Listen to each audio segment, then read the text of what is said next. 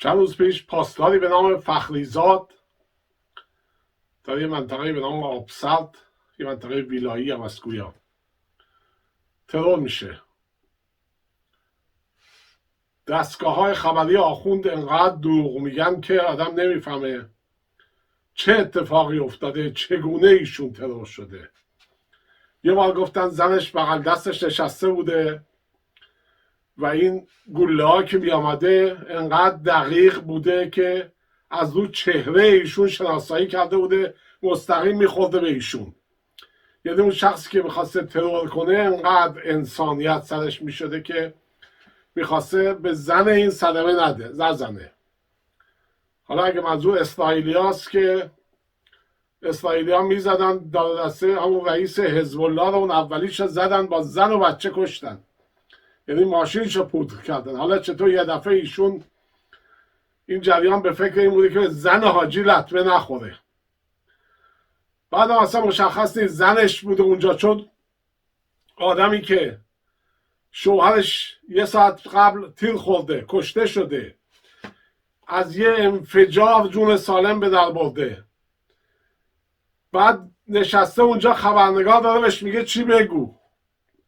خب این داستان مشخصه که اون خانم اونجا نبوده و گویا ایشون با یکی از دوست دختراش تشریف داشتن اونجا. حالا اونا به ما ربطی نداره، گور باباشون، بچرخن و مفت بخورن و حال کنن که فعلا دنیا به کامشونه. ولی این شخص کی بوده؟ این مسئله است. ایشون رئیس پروژه‌ای بوده که میخواستن کلاهک های اتمی را که میسازن روی موشک ها سوار کنن و این پروژه از چندین سال پیش اسرائیلی ها تحت نظر داشتن این پروژه را و میدونستن، حتی صدای ایشون را ضبط کردن. یعنی همون زمانی که آخوند در برجام در حال گفتگو بود و امضا میکرد که فعالیت های اتمیشا متوقف کنه، اینها مخفیانه دنبال این جریان بودن که بتونن یه راکتی، یک اتم را سوار، کلاهک را سوار موشک کنن. خب این یعنی چی؟ شما تجسم کن آخوند باشی، افکار سیدعلی را داشته باشی، پشتتم ایدئولوژی اسلام باشه که میگه همه دنیا برده و ما فرمان فرما و فرمان روا. یعنی اینا اگر دستشون به اتم برسه، شما مطمئن باش اول مناطقی از ایران ها که سر بلند کنن یا شورش کنن اینا میزنن، یعنی وقت تلف نمی کنن. اینا اون زمانی که می نویسن اسرائیل 25 سال دیگه، ما می خندیدیم، نگو اینا برنامه ها داشتن، اینجور هم نبوده که بی مورد حرف بزنن. از اون ور داشتن اینا رو آماده می کردن که بتونن به قول خودشون اسرائیل رو نابود کنن. حالا ما چه دشمنی با اسرائیل داریم؟ جریان دشمنی مسلمین با یهودیا سر چیه؟ این رو هیچکی نشکافته. میگن یهودیا پیغمبر رو اذیت کردن. آقا پیغمبر رفت اموال اینا رو گرفت، زن و بچه اینا رو به اسیری برد و خودشون هم کشت. اونا که مش کشاورز بودن تو مدینه و کاری به کسی نداشتن. یعنی اینا میگن ما میایم غارت میکنیم، شما اگر مقاومتی بکنیم ما اذیت میشیم، یعنی بذار ما بیایم جنایتمون رو بکنیم که کردیم.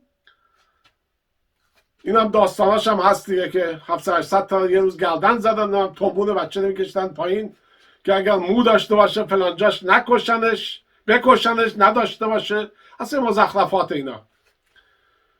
بعد اینها سالهاست الان بند کردن به جریانی به نام اسرائیل. آقا به من و شما چه مربوطه؟ خود فلسطینی رفته با این صلح کرده، خود محمود عباس رفته با اینا یه جا میشینه، اون وقت ما میگیم فوتبالیست ما نمیدونم کشتیگیر ما نباید با این کشتی بگیره. این آخوند حالا اینجا چه کاره شده خدا میدونه. بعد اینها ایدئولوژیشون ایدئولوژی بلده‌داریه، یعنی اینا تمام دنیا رو میخوان بلده خودشون کنن. خود همون زمان هم اسلام که راه افتاد هر کشوری رو که میگرفت مردم رو میشکست. همین که شما رو روزی 17 بار بندازن رو زمین سجده کنی به یه چیز موهومی، این یعنی شخصیت و غرورت ازت میگیرن. اینی هم که یا با ما باش یا میکشیمت، شق سومی هم نداره. حالا در یه استثناهایی هم قائل شدن، گفتن اگر کسی میخواد دین خودش حفظ کنه باید جزیه بده. اون جزیه هم باز اینجور نبود که شما بازی سالی مثلا 5000 تومان بری یارو، نه، میگفتن بگیرید ازش، تحقیرش هم کنید که این بدونه که در چه جایگاهی واقع شده. حالا شما این افراد را با این افکار مجسم کن که اتم هم داشته باشن. اون آقایونی که اول انقلاب را یادشون نیست، من براشون بگم، اینها سنندج محاصره کرده بودن، طوری میزدن در ظرف چندین روز در محاصره شهر مردم بدبخت جسد قربانیاش را تو باغچه خاک میکردن چون بو گرفته بود. یعنی اینا اصلا رحم و مروت و انسانیت درشون نیست. حالا این حیوانات مجهز به اتم هم بشن، شما ببین دیگه میشه نور علا نور. بعد دیدم اخیراً یه سری الدنگ نفهم پوفیوز این ور دنیا نشستن، یه سری هم داخل ایران، یارو میگه من هنرمندم بیادبی، بعد میان میگن ما ترور را محکوم میکنیم.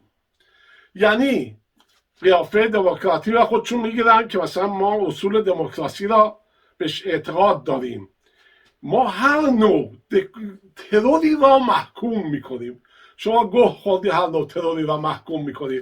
آخه مردی که اون زمانی که آلمانیا در نروژ مشغول ساخت بمب اتم بودن، اون گروهی که حمله کردن اون پایگاه رو نابود کردن و دانشمند و نگهبان و هرچی بود کشتن، اون را باید ما محکوم بکنیم، بگیم نه آقاش، ما باید بذاریم هیتلر اتمش رو درست کنه بعد تو سر ما بزنه چون ما دموکراتیم، وگرنه ما ترور را محکوم میکنیم. شما غلط میکنید، ترور را محکوم میکنید. دستش درد نکنه هر کسی که این سنده را زد. بعد اصولا من اصلا یه چیز من برای خود من جا نیفتاده. چند روز پیش یه جایی میخوندم که یه شرکت آمریکایی یه فشنگایی را درست کردن که این فشنگ موقع که اصابت میکنه 50 برابر بزرگ میشه، یعنی یه محوطه زیادتری را احتیاج داره برای موقع که به هدف میخوره. یعنی موقع که میخوره به طرف مثلا راست بدن شما، بدن رو تیکه میکنه، باز میکنه. بعد من فکر میکردم اون آدمی که صبح بلند میشه از خونش، از بچهش خداحافظی میکنه، میره به سر کار، یه همچی چیزی درست کنه، این چه حیوانی میتونه باشه؟ خیلی شیک مرتب بچهش هم ماچ میکنه، بچه میگه ددی بای بای، و تا ددی داره میره جنایت کنه. این الدنگ هم در حال جنایت بود. این شخص دنبال یک مسئله ای بود که نابودی ایران رو در دنبال داشت. شما فکر کن اینا دستشون به اتم برسه و بخوان این خریت رو بکنن به یه جایی بزنند و اون طرف هم جواب بده، چیه؟ مردم بدبخت ایران کشته میشن. اینا که کک نشون هم نمیگزه، اینا میگن بی خیال، مردم حتی اکثر میگن شهید شدن، خیلی هم از خداشون باشه که تازه دارن میرن بهشت، ما این راه رو براشون باز کردیم. نه، اون شخصی که این شخص را زد و اون اشخاصی که و اون کشورهایی که دارن جلوگیری میکنن از اتمی شدن ایران بزرگترین خدمت دارن به ما میکنن. ما که عجزه تر از این حرفا هستیم که دستمون به جایی برسه. و این حیوانات را شما در ایران دیدید، در عراق دیدید، در سوریه هم دیدید. اینها بدون اتم اینجوری هن، اینجور جنایت میکنن. وای به حال اینکه اتم هم به دستشون برسه. پس این کشتن محسن فخریزاد خدمتی بود به مردم ایران. دستشون هم درد نکنه. و سلام.